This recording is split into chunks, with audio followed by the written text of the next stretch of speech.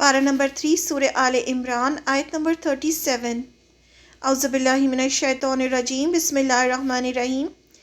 فتقبلها، تو قبول کر لیا اسے، ربها، اس کے رب نے، بقبول، قبول کرنا، حسن، اچھا، وانبتها، اور پرورش کی اس کی، نباتاً، پرورش، حسناً، اچھی، وکفلها، اور کفیل بنایا اس کا، زکریا علیہ السلام کو، کلما، جب کبھی، داخل ہوتا، علیہا، اس پر، زکریا علیہ السلام، المحرابا، محراب میں، وجدا، تو پاتا، عندہا، پاس اس کے، رزقاً، کوئی رزق، قولا، وہ کہتا، یا مریم، اے مریم، انا، کہاں سے ہے، لکی، تیرے لیے، ہذا، یہ، قولت، وہ کہتی، ہوا، وہ، من عند اللہ، اللہ کے پاس سے ہے، انا، بے شک اللہ، یرزق، رزق دیتا ہے، من یشاء، جسے وہ چاہتا ہے، بغیر حساب، بغیر حساب کے۔ بس اسے اس کے پروردگار نے اچھی طرح قبول فرمایا اور اسے بہترین پرورش دی، اس کی خیر خبر لینے والا زکریا علیہ السلام کو بنایا۔ جب کبھی زکریا علیہ السلام ان کے حجرے میں ان کے پاس روزی رکھی ہوئی پاتے، وہ پوچھتے، اے مریم، یہ روزی تمہارے پاس کہاں سے آئی؟ وہ جواب دیتی کہ یہ اللہ کے پاس سے ہے، بے شک اللہ تعالیٰ جسے چاہے بے شمار روزی دے۔ So her Lord, Allah accepted her with goodly acceptance. He made her grow in a good manner and put her under the care of Zakaria alayhi salam. Every time he entered al-Mihrab to visit her, he found her supplied with sustenance. He said, O Maryam, from where have you got this? She said, this is from Allah. Verily, Allah provides sustenance to whom He wills without limit. پھر next آیت میں ہے، آیت number 38 میں، یہ دونوں آیتیں ہم ساتھ میں دیکھیں گے۔ ہنالکا، اسی جگہ، اسی وقت، دعا مانگی، زکریا علیہ السلام نے، ربہ، اپنے رب سے، قولا، کہا، ربی، اے میرے رب، حب، عطا کر، لی، مجھے، من لدنکا، اپنے پاس سے، ذریۃً، اولاد، طیبۃً، پاکیزہ، انکا، بے شک تو، سمیع الدعاء، خوب سننے والا ہے دعا کا۔ اسی جگہ زکریا علیہ السلام نے اپنے رب سے دعا کی، کہا کہ اے میرے پروردگار، مجھے اپنے پاس سے پاکیزہ اولاد عطا فرما، بے شک تو دعا کا سننے والا ہے۔ At that time, Zakaria alayhi salam invoked his Lord, saying, O my Lord, grant me from you a good offspring. You are indeed the all-hearer of invocation.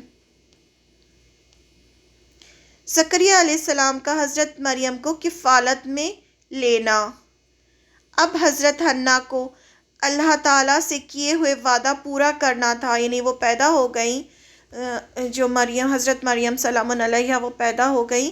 اب وہ تھوڑی بڑی ہوئیں تو حضرت حنا کو اللہ سے جو انہوں نے وعدہ کیا تھا کہ میں اپنی بچی کو اللہ کے راستے میں دے دوں گی، جو بھی پیدا ہوگا، تو اب بچی تھی وہ، لیکن انہوں نے وعدہ تو کیا تھا اللہ سے، تو اب انہیں وہ وعدہ پورا کرنا تھا، لیکن ان کے آگے ایک پریشانی تھی، بیت المقدس میں عورتوں کو خدمت کرنے کی اجازت نہیں تھی، اور اس بات کو لے کے وہ بہت پریشان تھیں۔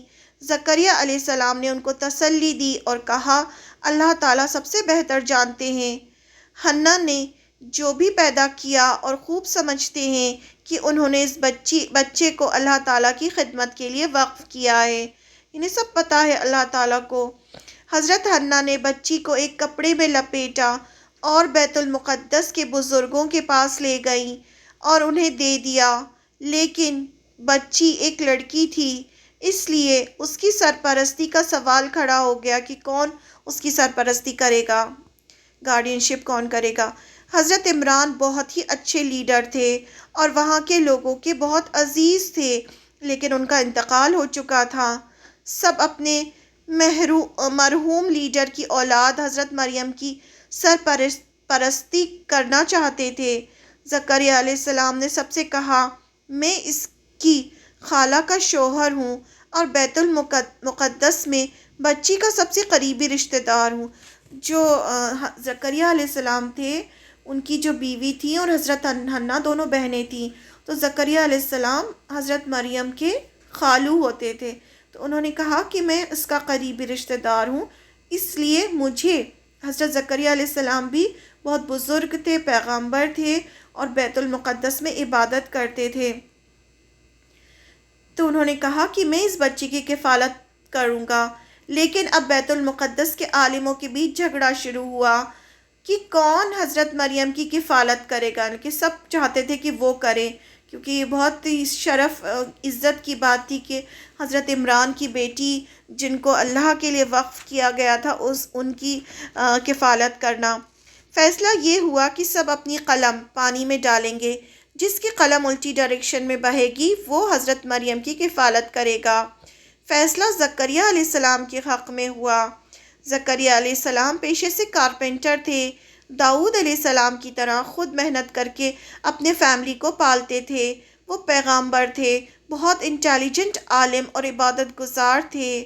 آپ حضرت مریم سلام علیہا کے خالو بھی تھے۔ اللہ تعالیٰ نے فرمایا، حضرت زکریا، حضرت یحییٰ، حضرت عیسیٰ، حضرت الیاس سب نیک لوگوں میں سے تھے۔ ان کی نیکی کی گواہی اللہ تعالیٰ نے قرآن مجید میں دی۔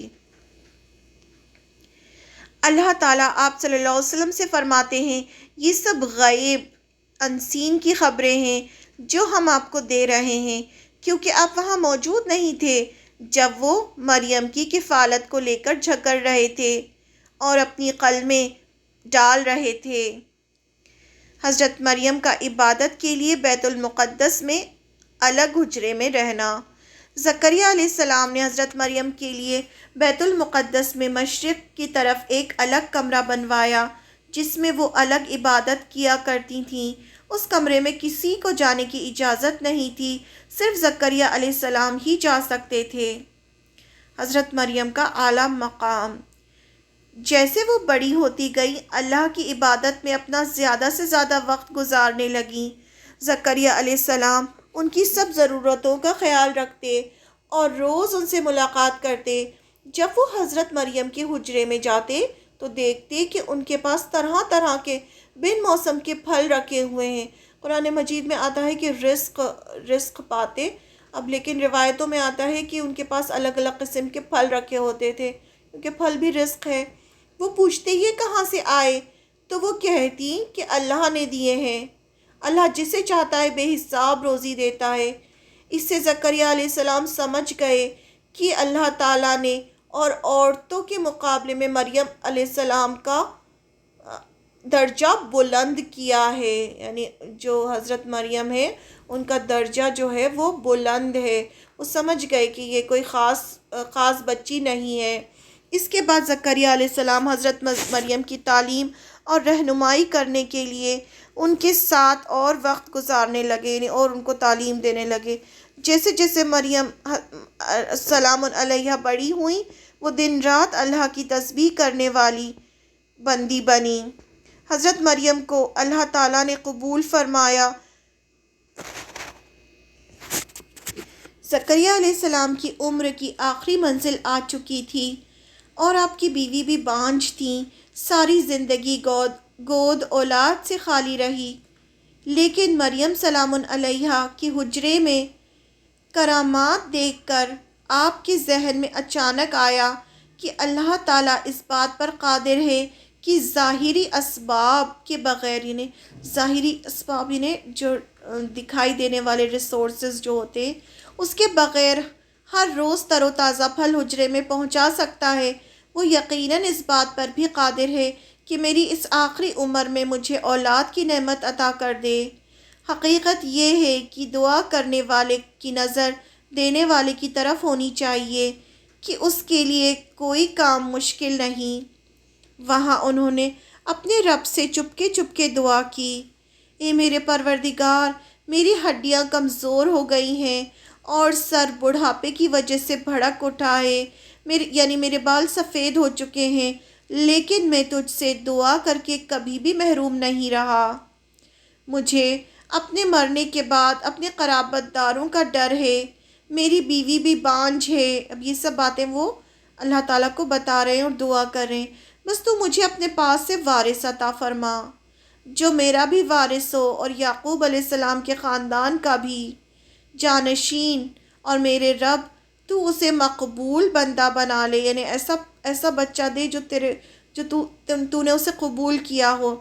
انہوں نے کہا، اے میرے پروردگار، مجھے تنہا نہ چھوڑ دے، تو سب سے بہتر وارث دینے والا ہے۔